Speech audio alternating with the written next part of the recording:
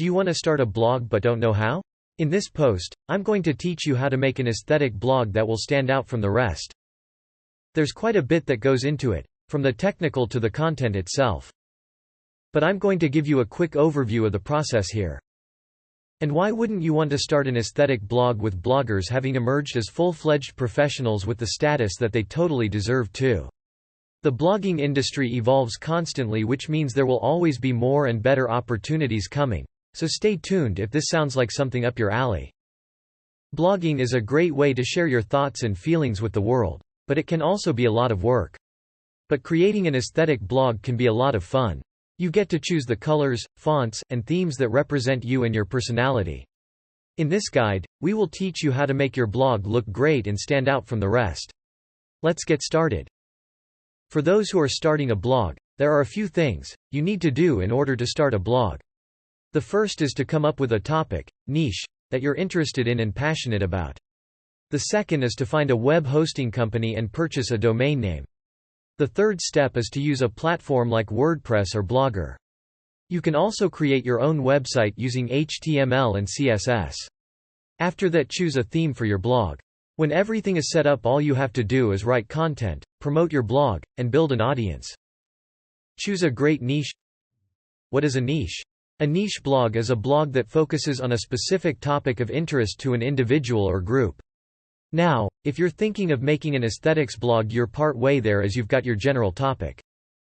With that said, you want to niche down and focus on one specific topic or niche within the whole aesthetics topic. Here is a list of things to consider when looking for the best niche blog to write for. Choose a topic that you're interested in or knowledgeable about. For example, if you are vegan, don't write or choose a topic in a food blog that does not share your interests or passions. Find your niche by asking yourself, what makes my blog unique, and wondering what people go to the internet for? What unmet needs do I see? You can also do some research by looking at what other successful blogs talk about. Use keyword search engines like Google AdSense Keyword Tool and others to find keywords related to the subject you want to write about, and then type these into Google regarding traffic numbers and competition levels. Choose website hosting. To start, you can start a free blog on a site like WordPress, Tumblr, or Blogspot.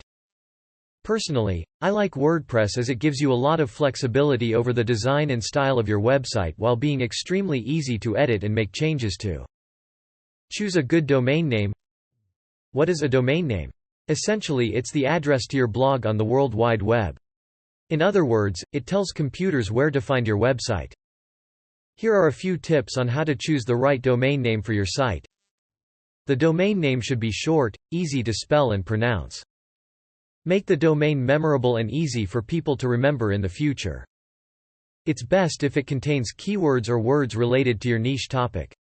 If you are not targeting a specific niche, make sure the domain is made up of common words that are likely to come up when people are searching for something similar. Combining two domains may inspire greater creativity, but avoid using trademarked or copyrighted names in order to stay on the safe side. The right domain name is critical because it will help people remember your site easily when they're searching for you online. One way people can find businesses easily online is by typing your domain name, so choose carefully what you use. How to make an aesthetic blog for beginners. Number 1. Create a logo for your blog. Designing an attractive logo helps your blog get recognized. The first thing you need to do is find some examples of logos that provide inspiration for the shape, color, and style that you want for your blog. Next, pay attention to the type or font used in the examples. Try a few logo variations to discover what looks best with your chosen colors or fonts. Either way, stay true to a design aesthetic that won't date quickly so it has timeless appeal. Best practices. Don't overcrowd a space.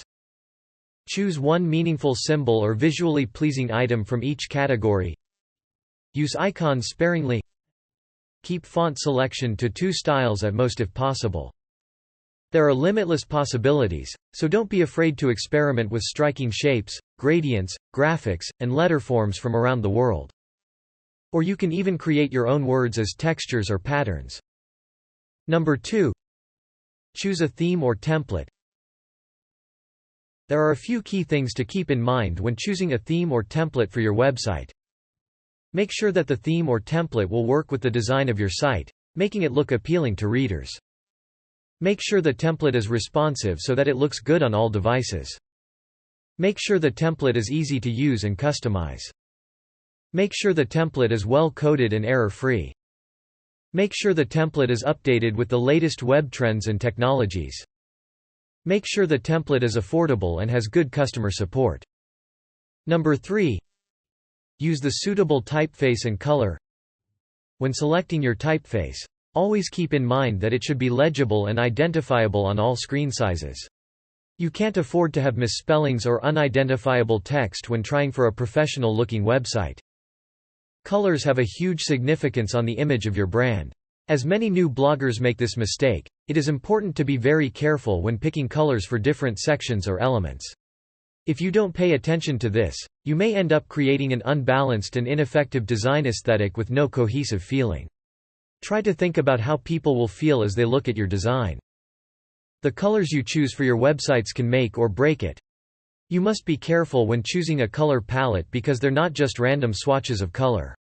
Each color tells a story about what type of company you are. A well-chosen set of colors will give a certain vibe that mixes with the overall aesthetic and functionality of your blog. Even the location of where these colors appear within the page layout can impact the viewer experience. Number 4. Use right headings. Headings don't just exist to label posts. They can be used in blog posts to help the reader get a sense of where they are in your post simply by looking at the headings. This is particularly important when you're dealing with complex ideas that might not be obvious from just reading 1 or 2 paragraphs together. Headings can be used to organize a post into a few segments without interrupting the flow of reading your post. In this way, you know in advance what the next section will cover, giving you time to make sure that sentence is logically tied with what came before it for purposes of consistency. Use H1 tags, heading level 1, for a text that stands out like headlines on the Internet. Use H2 tags, heading level 2, for less important headings, meaning they're not as significant but it might still be useful to distinguish this information from regular content. And lastly, use H3 tags, heading level 3, for even lesser headings like subtitles or captions, meaning they are still important but not as much as the first 2 levels. Lastly, don't worry too much about HTML coding. Most blogging platforms have an HTML editor built in. Oh yeah, and don't forget to include a double space before you enter any of these headings. Kinda weird but just do it anyway lol. Number 5. Used images that are pleasing to the eye. Images are not only aesthetically pleasing but also help readers understand your content. They can be used to compare 2 items, show an example of something you're talking about, or visually break up text and make it more readable. Images attract readers to articles and can amplify an article's contributions. When we hear a person speaking, see the face and eyes as they communicate with us. In a blog post, we don't have this face-to-face level of communication, so we have to rely on the text and images to enhance and communicate the emotion we're trying to give. Images also increase the exposure and believability of the text. In fact, images are often more effective than text at convincing users on social media. Ultimately, I recommend including as many images as you can without slowing down your website or hurting its navigability. Images should be sized appropriately for the viewing area and placed strategically throughout the blog post with captions as needed. Don't go overboard on those either. For more, visit us at theministerofcapitalism.com.